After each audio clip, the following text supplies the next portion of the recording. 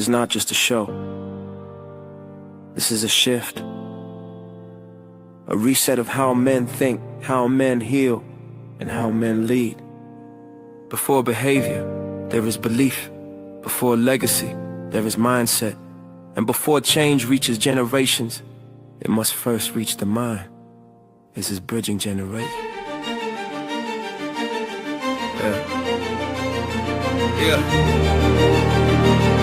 Yeah.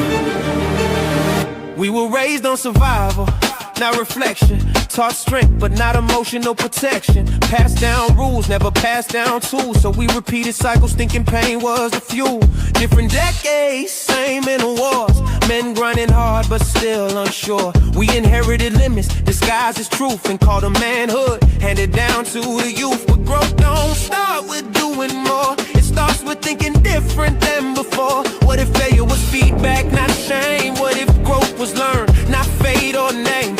We don't stay fixed in who we've been. We expand the mind and life begins. Belief is the seed, mindset the soil. Growth is the reward of intentional toil. This is bridging generations, voices of men, where the mind gets renewed and healing begins. We don't pass down fear, we pass down plans. Blueprints for growth, hand to hand. From presence to purpose, from pain to design. We build better futures with a growth mindset.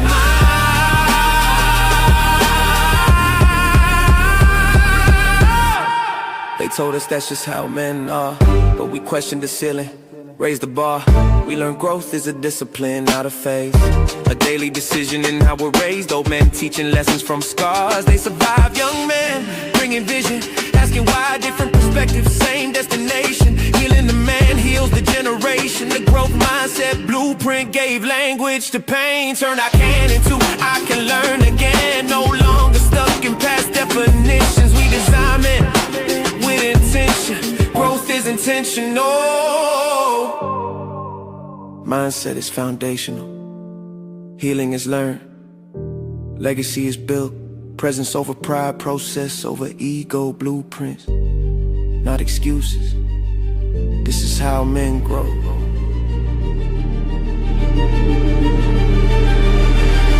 This is bridging generations, no fixed identity. We evolve, adapt, grow intentionally. We don't repeat cycles, we redesign systems. From the mind to the home, to the way that we lead them. The same motivation, it's transformation. Voices aligned through growth across generations.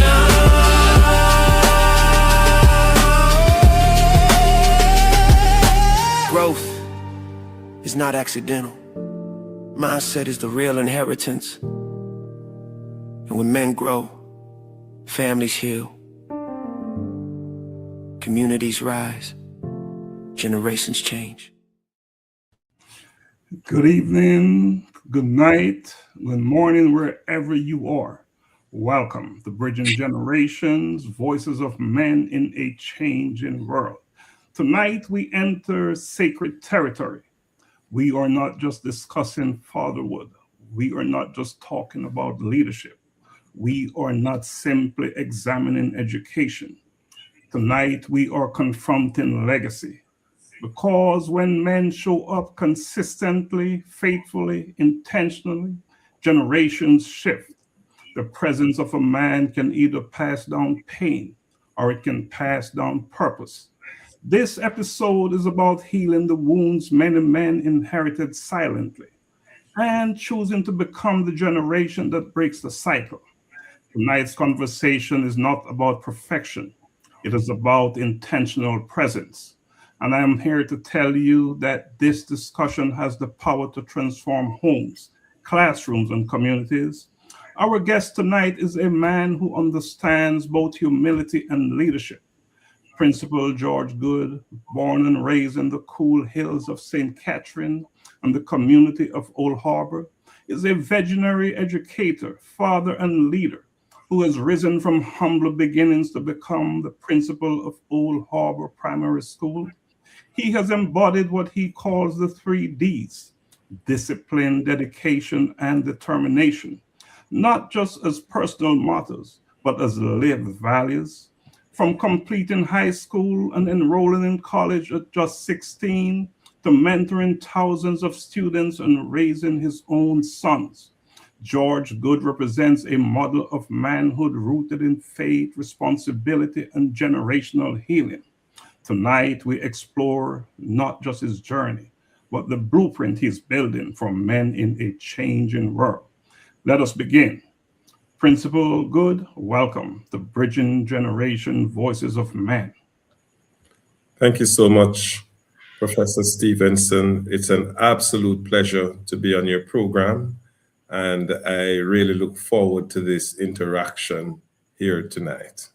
Awesome. It's an honor for me to have you here. I've heard, so many good things about you.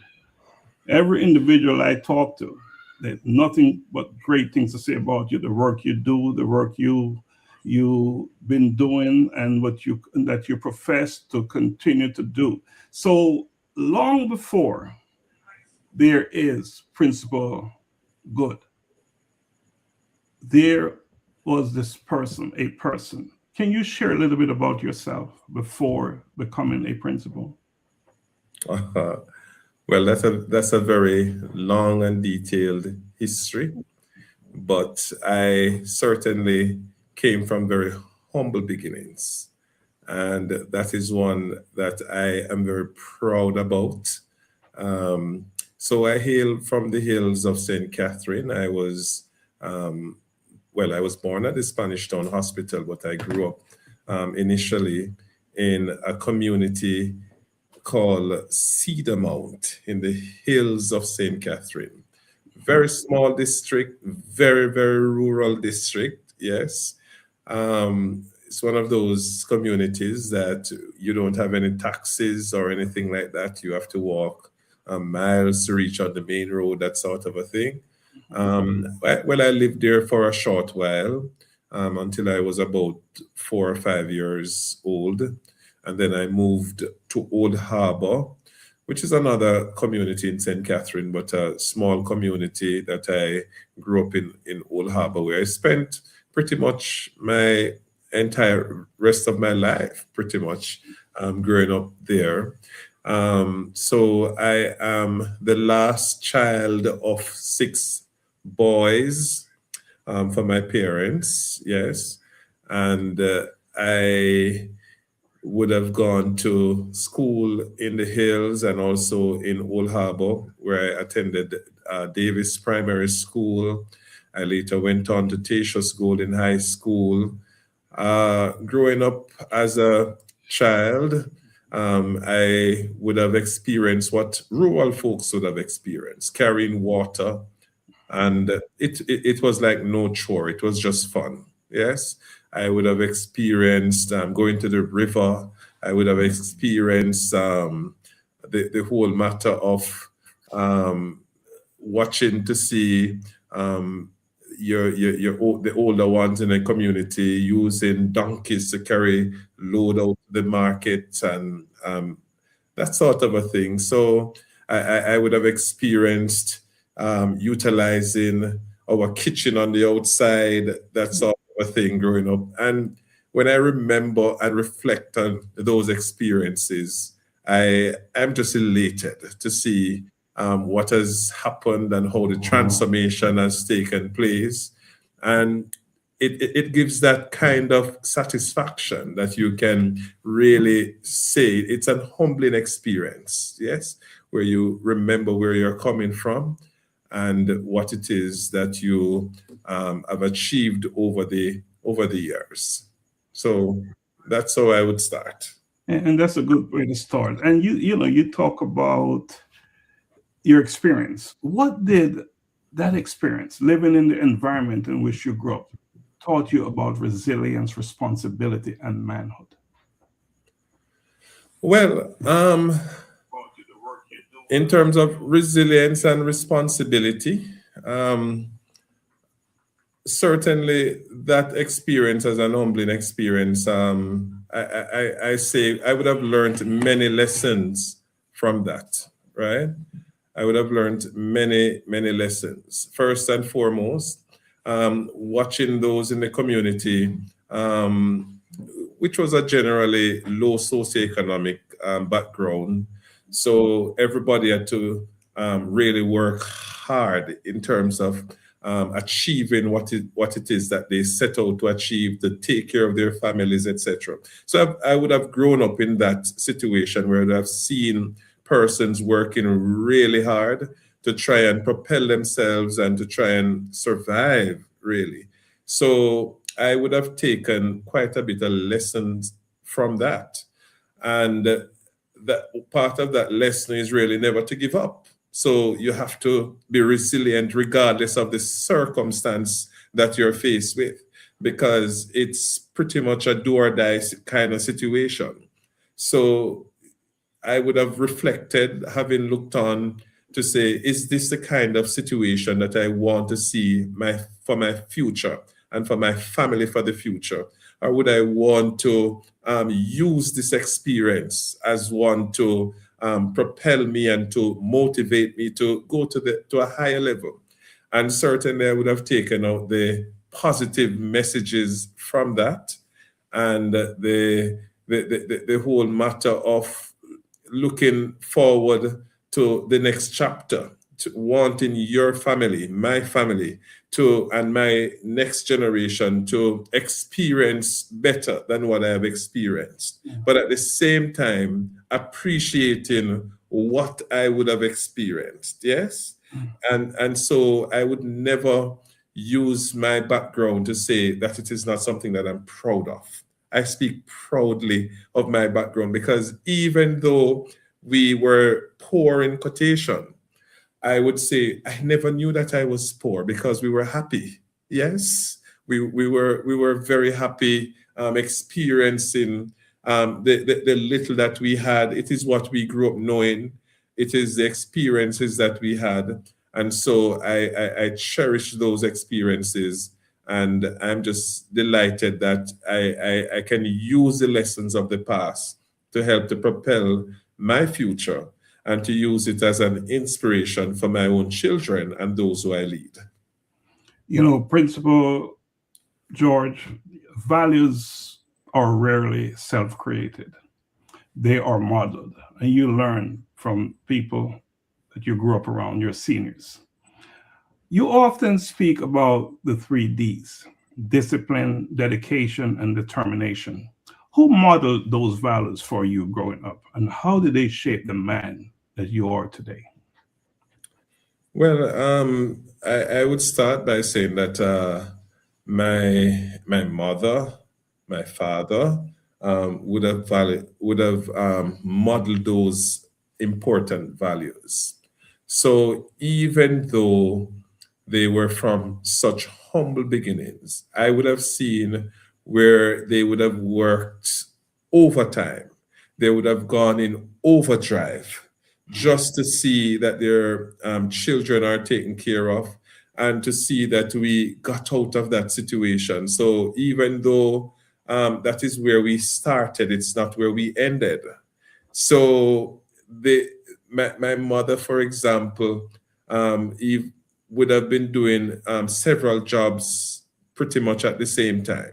So even though there was a shop at home, that sort of a thing, she would have gone out to make sure that she do the extra work on the outside, getting a job elsewhere to help in the home, to ensure that we were able to move from one stage to the next.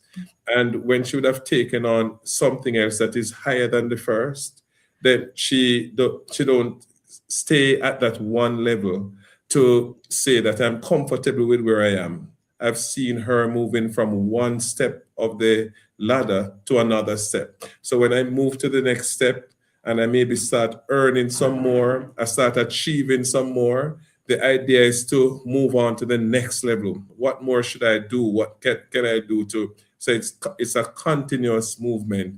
And that for me was discipline. That for me was dedication. That for me was determination. And I felt that I would have adopted those principles quite well.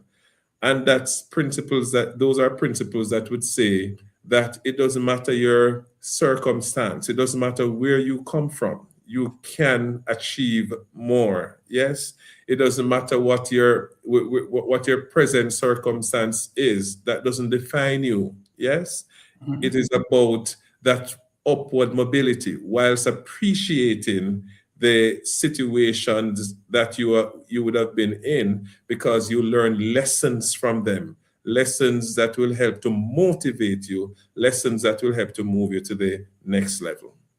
And important lessons like there are no ceiling. Yes. And no ceiling, very important. And it shows up here in your life, early in your life again, in that you completed high school and enrolled in college at just 16 years, which is quite remarkable. At that young age, what voice, internal or external, kept you focused when many of your peers are still trying to find direction? Well, I I really wanted more. I had big dreams and I had big aspirations. I came from humble beginnings, but I had a vision, yes. Mm. And from very young, I started to envision what my life would look like. As a matter of fact, I wanted to be a pilot, yes. And so I worked very hard. I remember when I was in primary school, I wasn't doing so bad at school, and I was promoted at that time. They promoted you based on your performance, and so because of how well I did, for example, in grade 4, then I didn't have to go to grade 5. I went straight to grade 6. So I skipped out grade 5. But then when I went in grade 6, I did not do as well in school. And so I did not pass for the school that I wanted to go, or those schools that people would look at as traditional high schools and the choice school, the schools of choice. And so I passed for a school that most people didn't want to go. I actually cried. But when I look back at what I've achieved at that institution, it was the best decision that was taken. So I'm saying that even though at first the situation seemed not favorable, I never gave up. So I went to the institution and I gave of my best, and I did my absolute best there to ensure that I was able to move to another level. And I would want to also add that one of the lessons that I learned is that when you have the right support system around you, that is something that can really move you in the right direction. And I felt that is what I had in my teachers, especially a particular teacher at high school. So I did have challenge in high school. I was not the brightest child in high school. I was not the 90s scoring child or the 80s scoring child. I was having my own struggles. And even though I had potential, I guess I did not have enough guidance. And so I remember in grade 8, for example, there were 33 students in my class, and I came 31 in the class out of 33, because they rank you based on your grade, who came first, who came second, who came third. I came 31 out of 33. That's almost dead last, as they would say in Jamaica. But I never used those things, those failures, etc. For me, I don't use them to lay down and play dead. I use them as a motivation for a greater comeback. And so by grade 9, I came first in class, moving from 31 in grade 8 to first place in grade 9. And by the time I got to the end of grade 9, going to grade 10, there was a teacher who took me at her home, saying that she saw the potential in me, but I needed that guidance. And so she took me at her home, literally to live with her, asked permission from a parent, etc. And so she would have set for me study time when I was preparing for my CXCs, and she would have given me that coaching that I needed, right? Because I'm not coming from a family of strong educational background. And so I was there fighting on my own to make things happen. And they saw that passion in me, and that drive that I had, that I wanted to be a difference in my family, in my community. And so I thank Miss Leachman, who was my teacher at high school. And I mean, other teachers played their role. But I would say that's a turning point in my life in terms of that kind of support. And we say thank you to her as well, because of her, you have also impacted many lives because of what she did for you.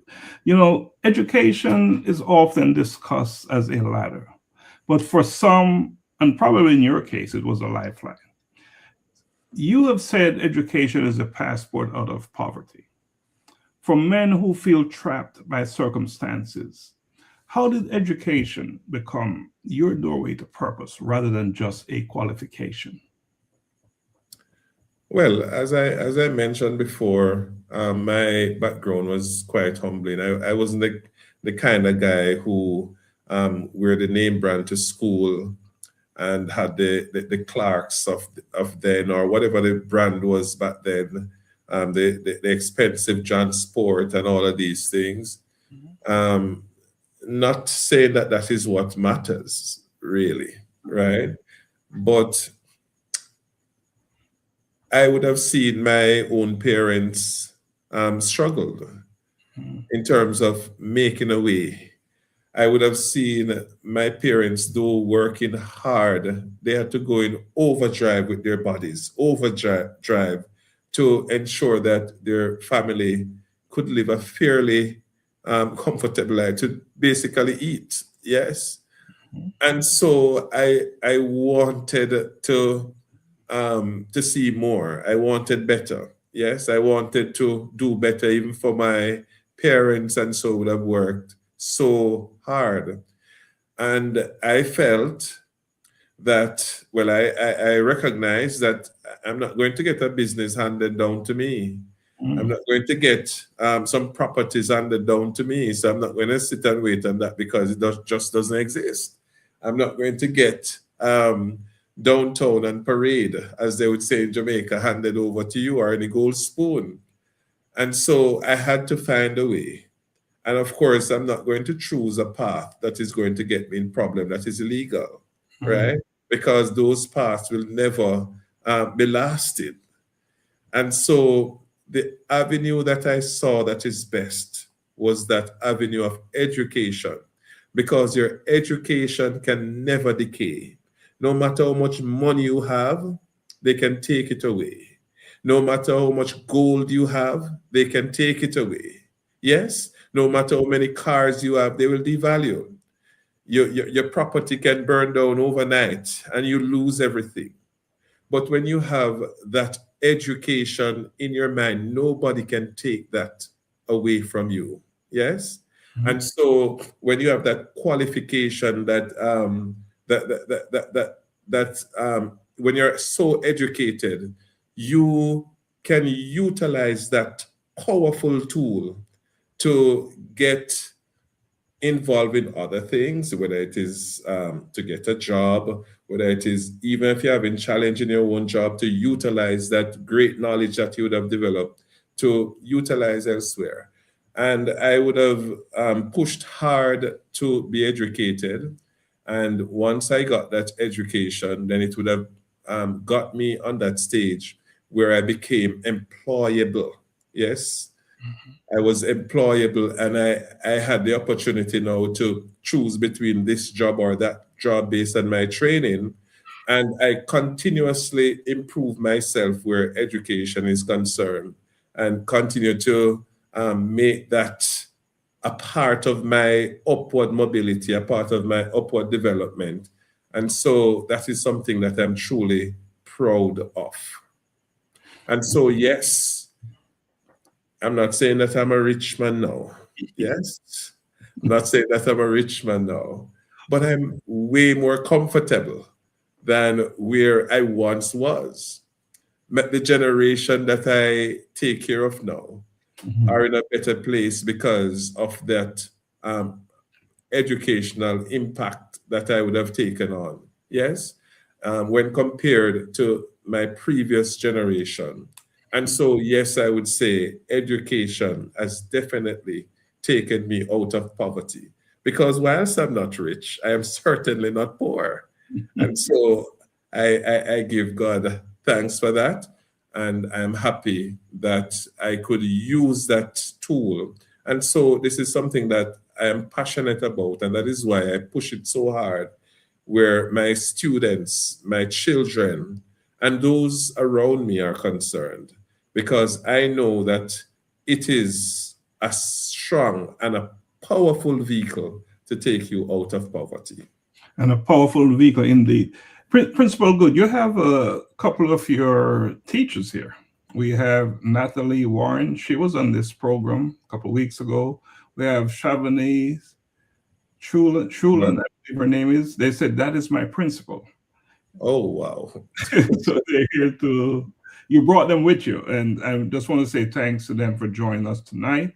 And for anyone who's watching, thanks for watching Bridging Generation Voices of Men. We're having a conversation here with Principal George Goode. All right, so leadership in education requires more than authority. It requires emotional intelligence. So, Principal George, as a man leading in education, how do you balance authority with empathy, especially with boys carrying wounds from absentee fathers or broken homes? Well, that's something that is quite easy for me, because I'm empathetic by nature, yes, and I have a great balance when it comes to leading where task and the heart is concerned. Because at the end of the day, we're not leading machines. We're not leading sardines or any or files. We're leading people. Yes. And so you have to first learn to love people. And I have a natural and a passionate love for people generally, and the things that concerns people. And so whilst I work very hard to see the success, yes, of the institution that I lead, and the success of the children that I lead, because it's about their academic performance and the systems that are in place. So that's the task. That is important, and it plays a very important part in terms of ensuring that the task is completed. But I also have the human dimension of leadership, yes? Because, and that is why I can proudly say that my staff, for example, I get the full support of my staff, yes? We have a very strong bond. We have a very strong support. And I believe that despite the fact that in any organization, you may have dissent or varying views, etc. at times, as any organization would. For the most part, we all lock horns together to ensure that the business that we're there for is completed, and I get the work. And I believe that a strong part of this is because the people know, those who I lead, they know that I mean them well, and that the genuine love is there, and that I'll go out as far as I can to ensure that their well-being is taken care of as best as I can, right? But at the same time, requiring that the job is done. And so that emotional intelligence is important where that balance is concerned, where leadership is concerned, that emotional side. And so as I say, it's my personality natural. So it is not about being autocratic. It is not about being just pushing for the task to be done whilst not concerned about the individuals that I lead. So I'm concerned about the children. I'm concerned about the staff, the teachers, etc. And I give you an example. In many organizations, many schools, for example, most persons tend to recognize like a teacher's day, yes, but nobody recognize the janitors really. There's no janitor's day. There is no tuck shop work a day. The persons who do the small menial jobs. And so from very early, I thought it important that everybody be valued. And so that is why at the institution that I lead, I would have instituted with my team what is called a support staff day. So all those members who are not on the academic staff, but they're on the support staff, doing the little work that is so very important, because others think it is small, but the school cannot run properly. It could never run if these persons were not there. And so we have the support staff day every year where these persons are recognized for their work and their worth. And so that is an example of using the human dimension where leadership is concerned. And you know, the human dimension where leadership is concerned is showing up here. We have Stephanie Daniel Lewis, I think it's Stephanie Lewis. She's saying that best principal in St. Catherine, one book, never number two. So my guess is that she's a teacher as well at your institution. All right. So as your leadership expands, so does your influence and your responsibility.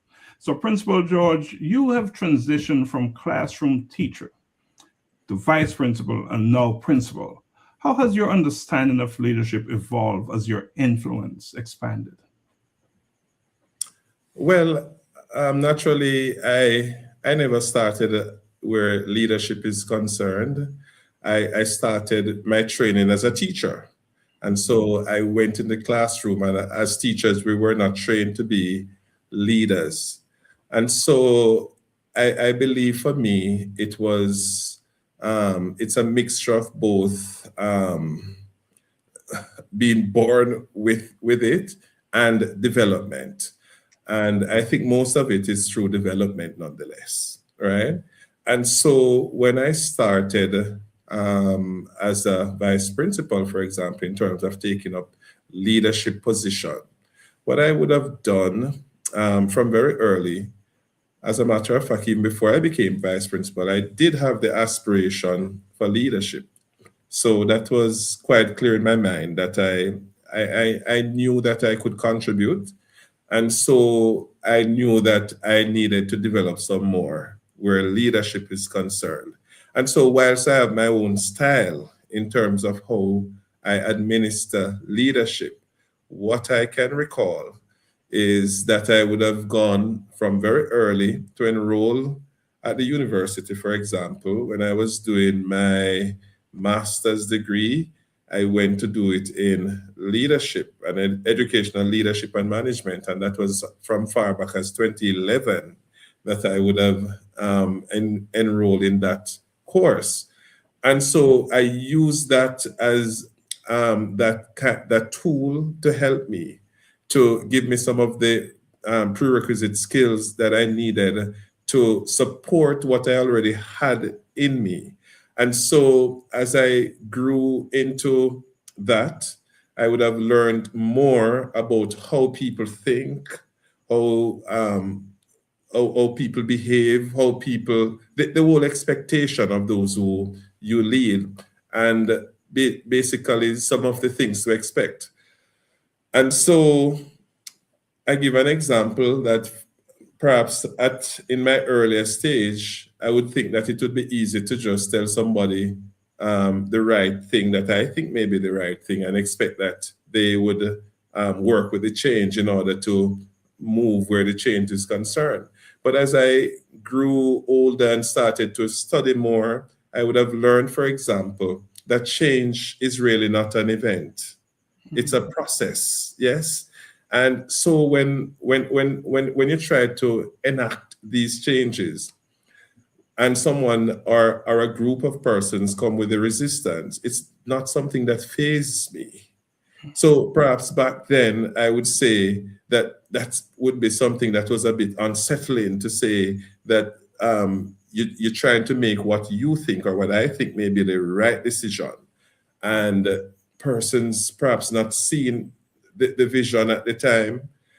But as I grew older, because I not only did my master's in educational leadership, but I went on to do the aspiring principals course through the National College for Educational Leadership. So I continued to, and I'm currently doing my PhD too in leadership. So as I get more involved in it, I would have used those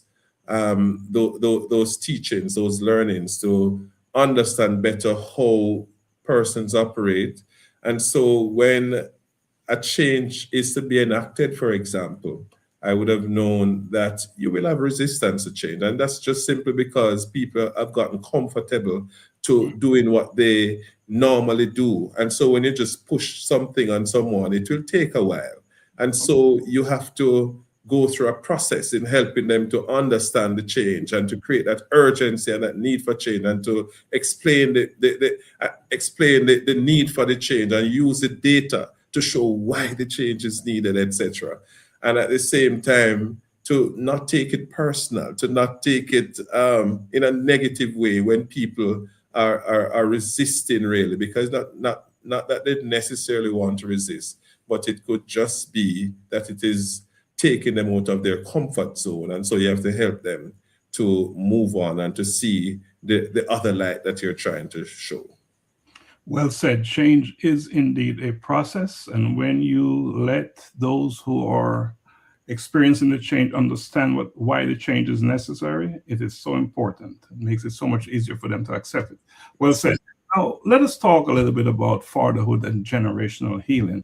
And of course, this program is Voices of Men, Bridging Generation Voices of Men. So you will notice that some of our questions are geared to men, not that we're ignoring women, but this show is about men. So I just want to add some clarity there.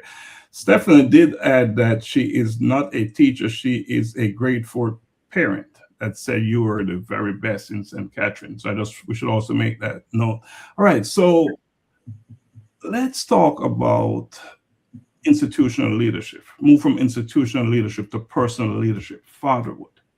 What are some of the most damaging generational patterns men unknowingly pass on?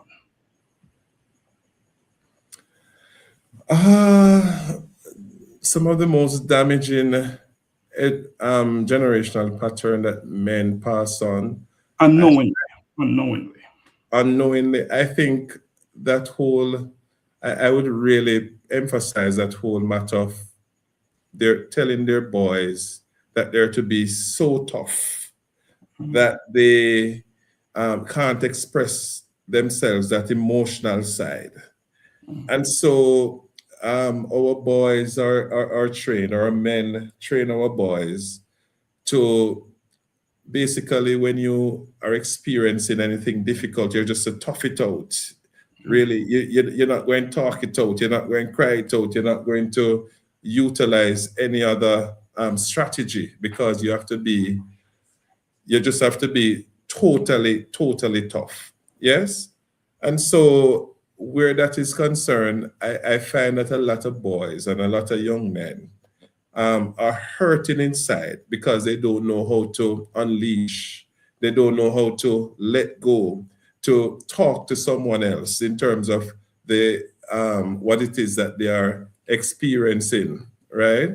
And I think that is a serious challenge that our men unknowingly pass on to our boys, and I think it is affecting our generation. Yes, and so when a girl have a problem, a girl knows how to resolve. Yes, a girl know how to talk about it, but for a boy, it is just that you have to deal with it, and sometimes the energy, that pent up energy, becomes so bad they really don't know how to express it. So that is part of what I would really speak about. And another thing is the whole matter of our men passing on that aggression is strength. When you're aggressive, you are strong, right? And that is not necessarily the case. And then some of these things now, they take out these aggression on the women. they take out these aggression on their children. So our boys are taught to be aggressive and to be, and that now comes across later on in a way that many of them become abusive to their families, abusive to others around them. And that is why I believe that our generation experienced so much fight sometimes, so much hurt, because as something happens, somebody says something that you don't like, then you become aggressive towards them, and it results in fights, it results in war, whatever the case may be. So I think those two I would zero in on in terms of our men passing on to our boys. And talking about passing on, let's talk a little bit about breaking cycles. And we know that to break cycles requires intentionality. You must be very intentional.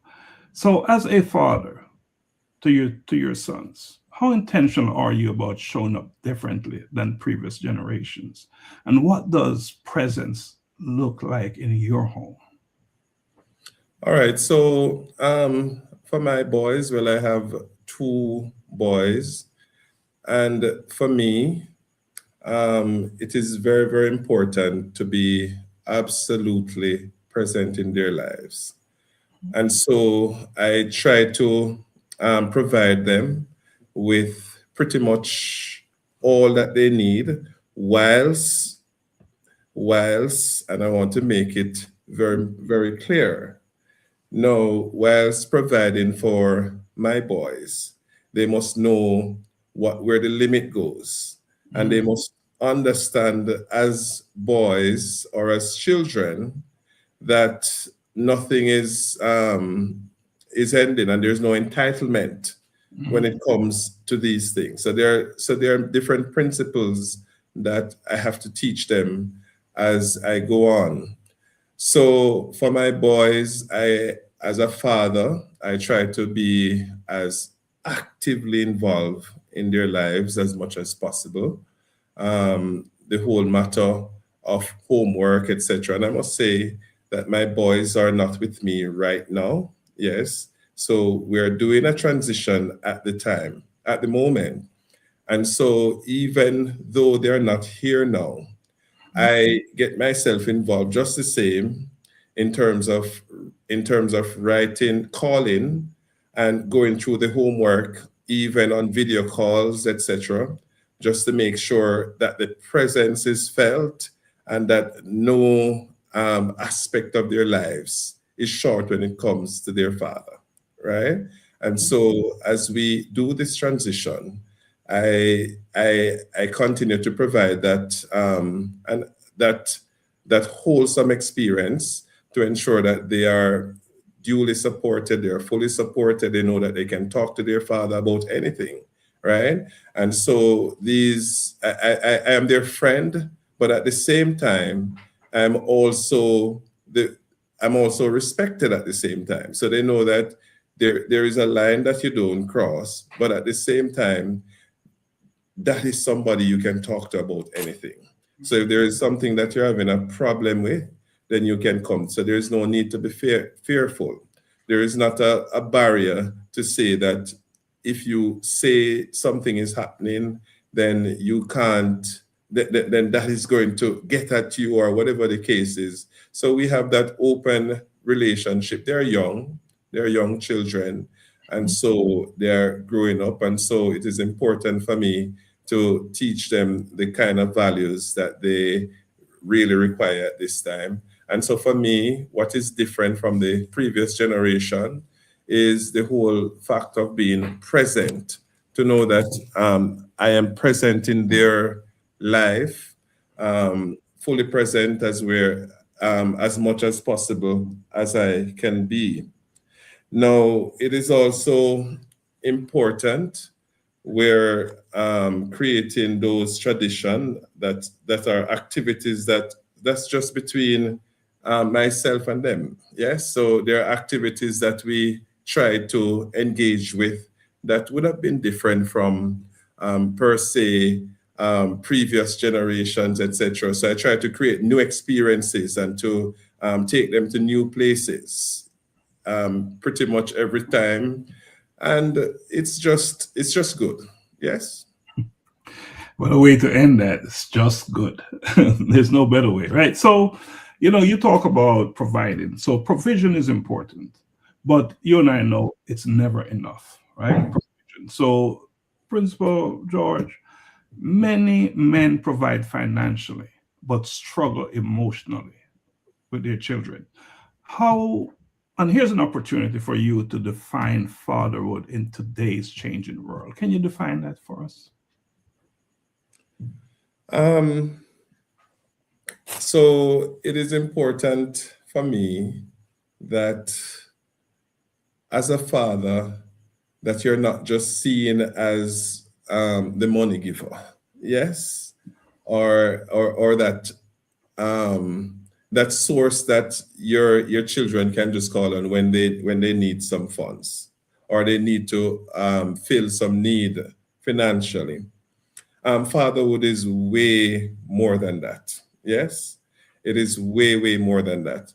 And so, as it relates to defining what that looks like, yes, I really want to say it is about providing that guidance to your children, yes, that will help to shape their understanding of what life really is and what life really entails and how to make decisions. So it's not about forcing on your children whatever path that you necessarily want them to go, but it's about pointing them in the right direction and helping them to move from one step to the next. Yes. And so for me, it is very important, very important as a father for me to play a critical role in helping to shape those values that I would want to see inculcated within my children. Yes. And to take them to the places that I would want them to learn from. Yes. To get them involved in the things that I would want to see them doing, but at the same time, not just to point you to where you should go, but to help you to make that decision why it is that the other areas that I'm directing you from is not a good path. So when you teach your children just what it is that you want them to learn or to understand, why it is that you should say, so for example, I say not to smoke. All right, we just don't smoke, but then we have to also teach them what it is that is the negative effect, the negative impact, why it is that we shouldn't do it. It's not just because daddy say not to do it. It's not just because mommy say not to do it or whoever say not to do it, but they must also appreciate the other side of it. What can it do to me? What can be the negative impact to me, etc. And so those are critical aspects that I personally look at in my own role as a father and helping to shape what that good fatherhood is about. And of course, the whole matter of communication, proper communication, and opening up the lines where that they're not fearful, as I said earlier on, to have that kind of communication with me where that is concerned. You know, you touched on this earlier. We talk about men not showing signs of what they perceive as weakness when they show who they really are, their true selves. And because of that, many men suffer silently. So for men who feel pressure to appear strong but are quietly struggling, what would you say about vulnerability as a pathway to healing rather than weakness? Could you go back with that one? Yes, I would say that many men suffer silently because they don't want to show what they may perceive as weakness, right? So, Yes. for men who feel pressure to appear strong but are quietly struggling, what would you say about vulnerability as a pathway to healing rather than weakness? Well, this is something that many of our men are experiencing. trying to be tough on the outside, but they're really suffering on the inside. And so for me, for situations like those where men are concerned, I would want to say to men in situations like those to feel free, feel open, yes, to talk about what it is that you're experiencing. Yes, you, like anybody else, you have a right to be hurting, yes, but there's a way to relieve it. There's a way to get out of it. Because when we have all this pent up energies inside of us, then certainly that is something that will just lead to what is to that kind of burnout, that kind of depression where men are concerned. And so it is something that I would not encourage for any man to experience any at all. And so it is okay not to be okay. So I would tell any man, it is okay not to be okay because we're humans. And once you are a human being, you're going to experience problems because that's what life is about. You will experience problems. You're living, yes? You're a living being. And so you must experience some amount of trials at times and whatever it is, yes? So the first thing I would also tell him, yes, is to it is okay not to be okay. So talking about doesn't making you talking about what you're experiencing really doesn't make you any less of a man. And so men can talk about their experiences to others. Yes, of course, you need to find somebody who is trusted. And there are enough men like us out there who are trusted, yes, and who are reasonable and who are sensible enough and who have that emotional intelligence to not just think that as a man you can't have a problem and you must just be as macho as you can with it without talking about the instances or the situation that you have, because we're here to help each other. Yes, and so you want to associate yourself with people who have that emotional maturity and that kind of standard, people like who are strong, yes, to provide you with that kind of support, because all of us experience our crucibles or challenges at different times. And so I would tell the man, really, it is okay not to be okay. And so once you experience these challenges, because if you don't identify what the problem is, if you don't identify that you have a problem, you can't fix it.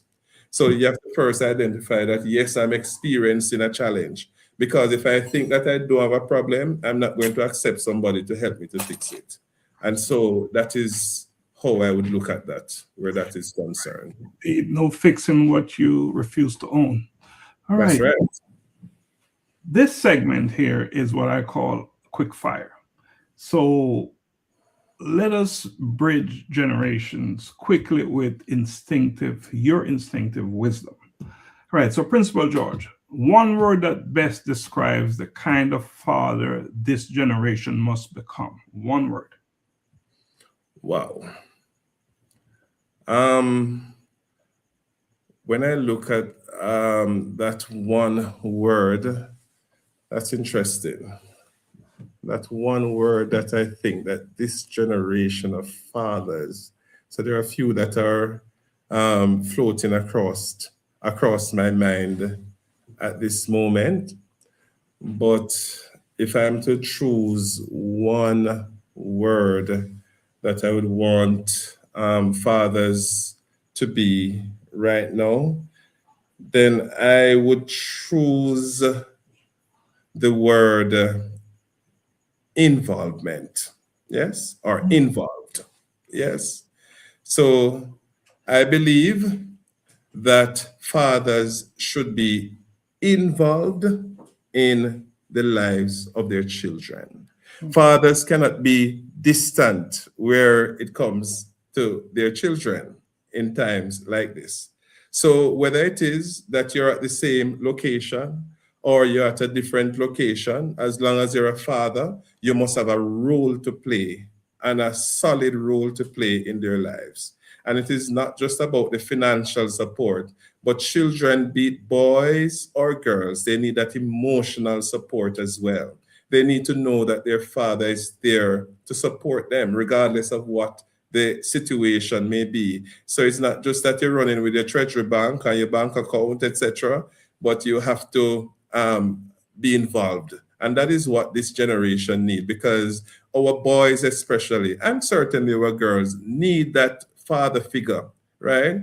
And I know we have a lot of ladies online, but I must say the truth that a woman cannot be a father. Yes, a woman cannot be a father.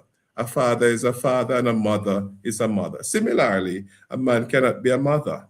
And so it is important that the fathers are involved in their children's lives. And of course, if I was to think of other words, I would think about guiding, supporting, etc. But that main word would have been involved for tonight. That word cover all those other things as well. So it's a good choice. Good choice. All right. So finish this sentence, Principal George. The greatest gift a father can give his child is? The greatest gift a father can give his child is to be present in his or her life. All right. We'll leave it right at that. No need to expound on that. Principal George, if you could correct one lie society tells young men today, what would it be? One lie that society tells young men is that, and I'll definitely have to go back to that that whole matter where that aggression or that pent up energy is that men, that the whole matter that men cannot express themselves emotionally. Or men should not express themselves emotionally. I think that is certainly a big lie, and men ought to be afforded the opportunity to have that emotional intelligence expressed, to have that emotions, those emotions that they experience expressed, so that they can better able to deal with those pent up energies and those pent up hurt and so on that men generally experience. Thanks for sharing that. We're talking about healing, and we know that healing requires understanding across different generations. And of course, this show is Bridging Generation, Voices of Men. So, Principal George, what do older men often misunderstand about younger men today?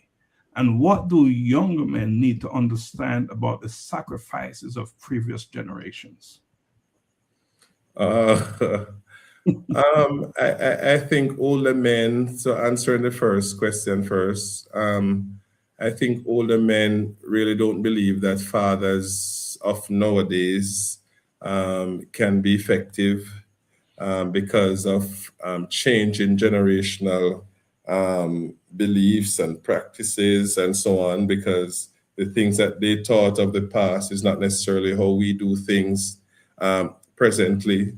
So they perhaps think that younger men on a whole will not be as effective in terms of their roles as fathers, etc., because they may not do the things the way that they did it, because we are living a different age and things are dynamic. And so I find that older persons are less receptive to change. Yes. And so if it is not done the way that they are accustomed to it, then they see somewhat of a problem. And of course, there are the exceptions, right? There are the exceptions. But that is how I would answer that part. And as it relates to younger men, you said, what has it related to the younger men towards the older ones? Yes, the young men need to understand about the sacrifices of previous generations. Okay. Well, for the previous generation, I think that their sacrifice is immense. The kind of technologies, etc., that we have now, yes, the way we're able to do things and to make it easier to achieve things because of the whole where the internet is concerned, how quick it is to find information, etc. Right now, the whole use of artificial intelligence and all of that. The men of the past had nothing like that, right? They had to sacrifice their time. They had to sacrifice their brains. They had to sacrifice their bodies in order to ensure that our children are taken care of. In many of those cases, they didn't have even transportation to move from one place to the next. They had to walk for miles and so on, just to ensure that their families are taken care of. The men of now, we have everything at our disposal. The world has advanced so much. We have moved on to the fourth industrial revolution where technology is concerned, and now we're talking about the fifth industrial revolution. And so things are so different from before.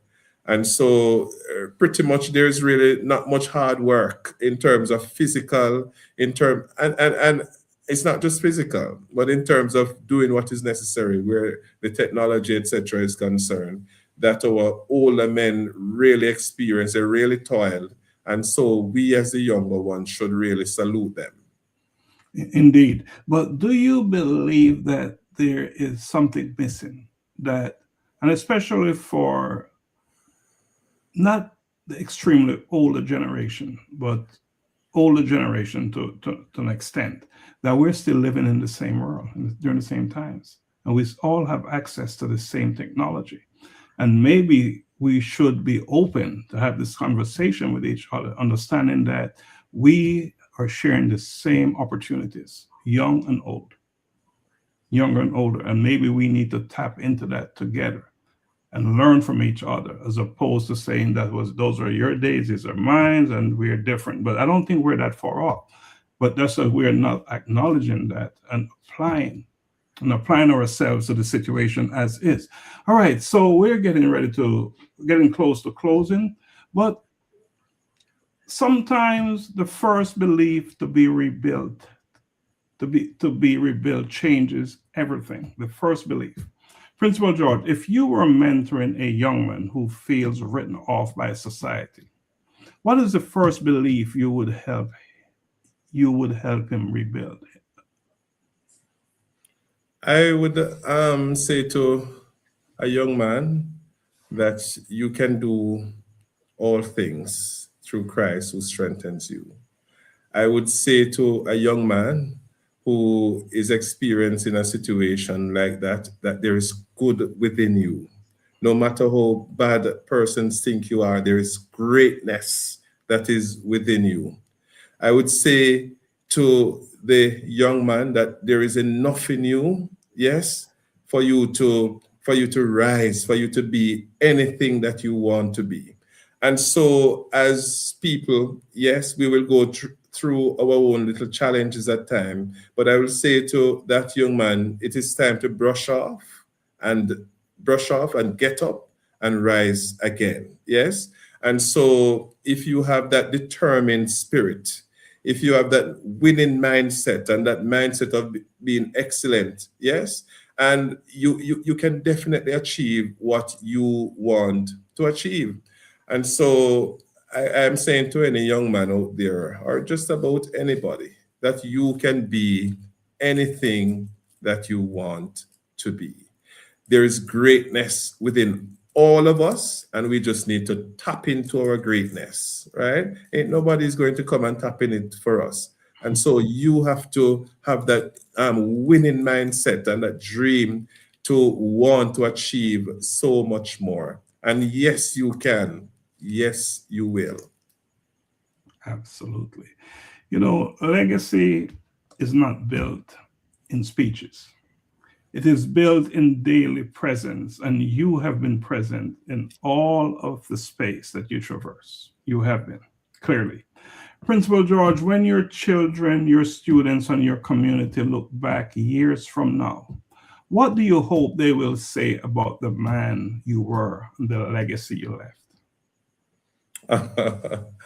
That's interesting. But yes, I would want to be remembered as someone who has made a positive impact, not just a passerby. Yes, certainly I will pass through, but you want to be remembered as somebody who has made a mark, who has made a difference in terms of transforming lives positively.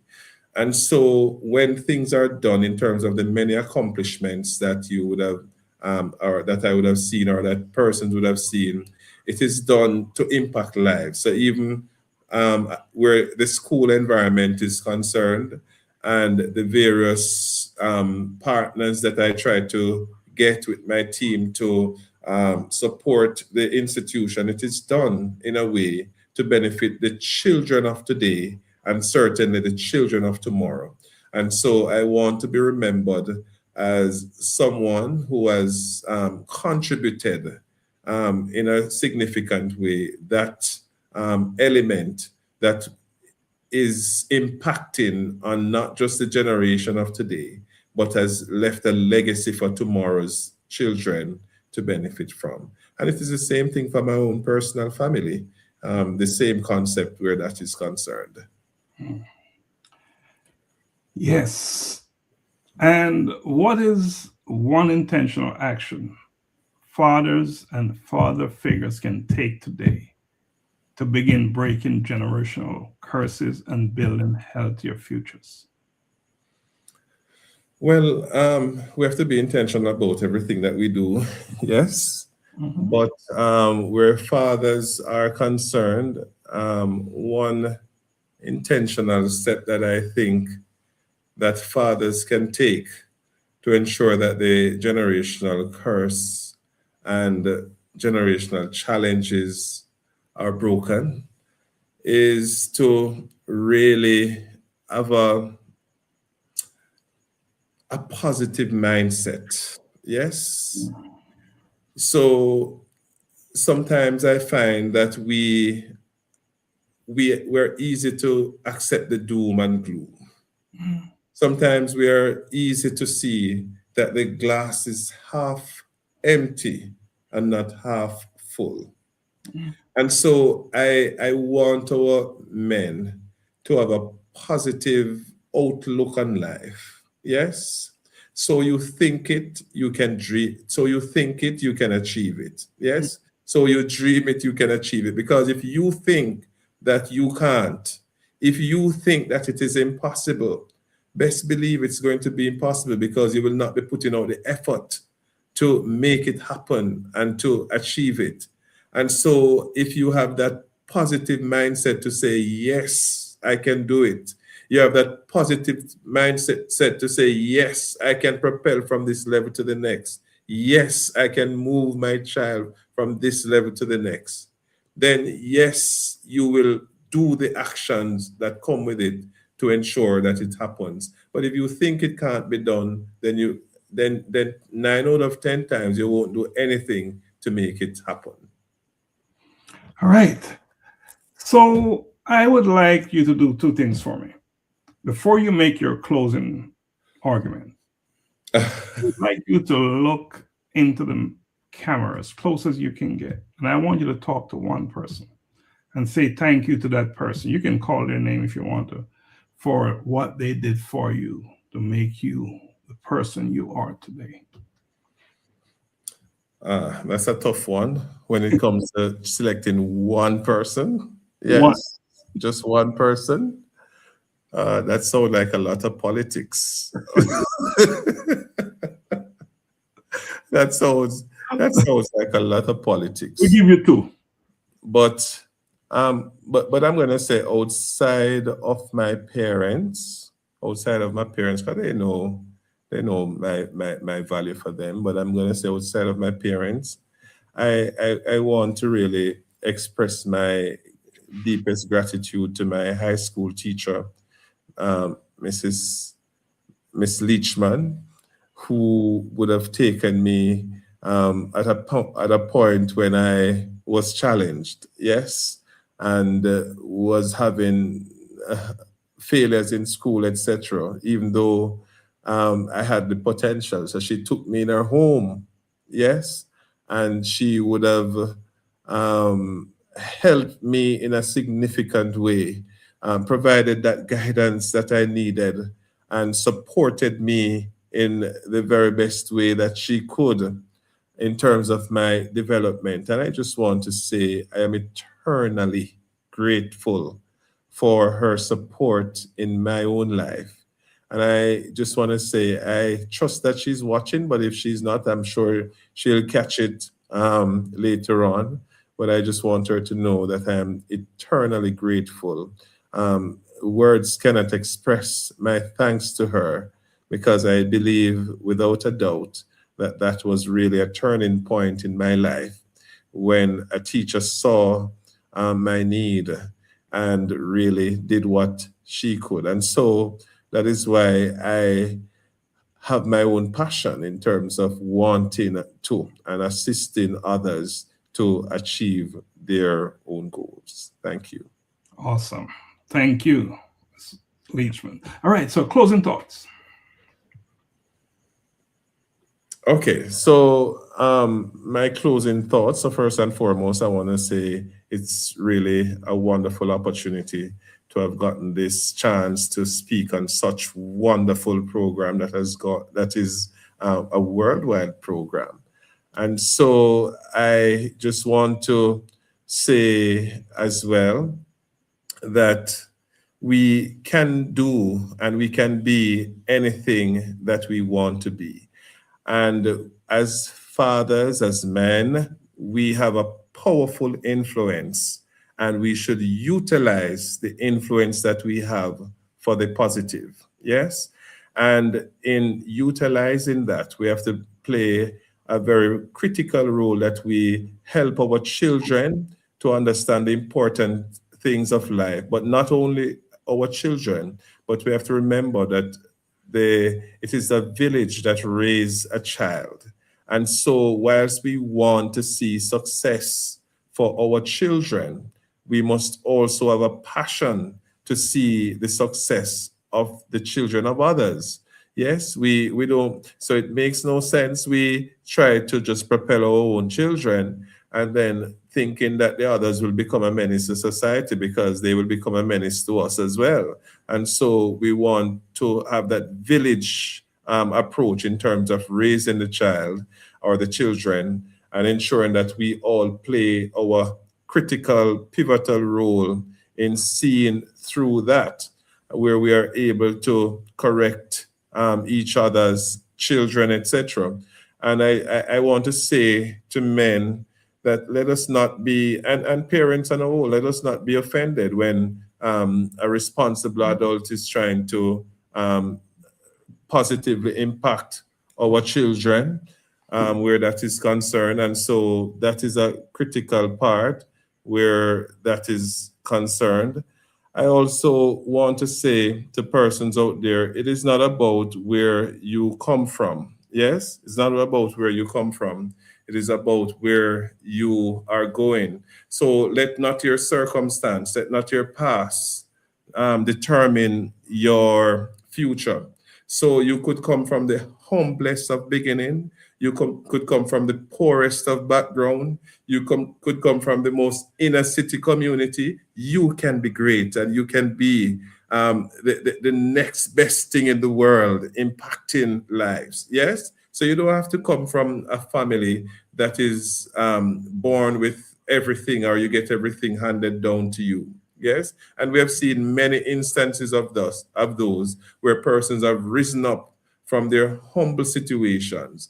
And so, yes, you can, if you have that positive mindset and that strong will, that you can do it and you work towards it. So it is not just about having the mindset, but having the mindset take you a far way. But when you have that mindset, you know have to put in the work, because hard work will certainly take you there. And so I really want to thank you all for participating in this program. Wow. First, let me say thank you to our audience for watching us. And we ask that before you leave us, you share the broadcast. Okay. So important that you do that because we're not doing that just for us. We're doing that. What we're doing here is to spread the love, spread the word, and share what we believe is important. Tonight's conversation reminds us that masculinity is not about dominance. It is about responsibility. It is about presence over performance. It is about healing over hiding and legacy over ego. Principal George Goode, I want to say thank you for gracing us with your presence here tonight and for blessing us with your wisdom and that you have shared with us. You have lots of wisdom tonight, and we really appreciate that. I must tell you that I'm going to invite you to come back on this program because I know you have so much more to share, so much more information that men from all different generations need to hear. So I'm going to ask you to come back on. We'll work that out. Now to our audience. Principal Goode has shown us that a man who is disciplined in his faith, intentional in his fatherhood, and compassionate in his leadership can shift entire communities. To the fathers, mentors, uncles, and teachers who are watching us tonight, know that the village is watching you every single day. And the next generation is waiting. They're waiting for you to take the right actions. Let us be the men who break cycles, not repeat them. Principal Goode, I'm going to give you the last word. Okay, again, I just want to say to our men, yes, that aggression is not strength. Yes, and that is one of the powerful statements that I would want to leave with, because many of us, we just believe that as men, we are supposed to be aggressive, and that is not what makes a man a real man. And so put away the aggression, yes, and put forward the positivity. Thank you. And this has been Bridging Generations, Voices of Men in a Changing World. And my guest is Principal George Goode. Thank you so much. And see you next week. This is not just a show. This is a shift. A reset of how men think, how men heal, and how men lead. Before behavior, there is belief. Before legacy, there is mindset. And before change reaches generations, it must first reach the mind. This is Bridging Generation.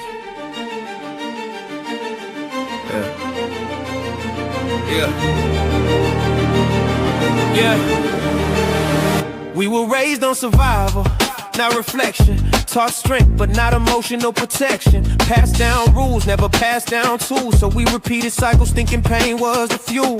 Different decades, same mental wars. Men grinding hard, but still unsure. We inherited limits, disguised as truth, and called them manhood. Handed down to the youth. But growth don't start with doing more. It starts with thinking different than before. What if failure was feedback, not shame? What if growth was learned, not fate or name?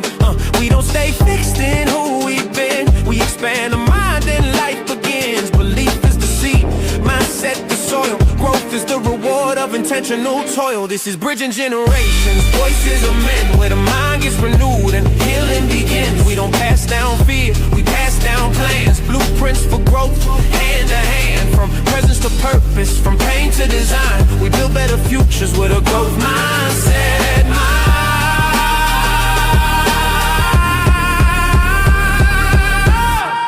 They told us that's just how men are, but we questioned the ceiling, raised the bar. We learned growth is a discipline, not a phase. A daily decision in how we're raised. Old men teaching lessons from scars. They survive, young men bringing vision, asking why different perspectives, same destination. Healing the man heals the generation. The growth mindset blueprint gave language to pain. Turn I can into I can learn again. No longer stuck in past definitions. We design men with intention. Growth is intentional. Mindset is foundational. Healing is learned. Legacy is built. Presence over pride, process over ego, blueprints, not excuses. This is how men grow.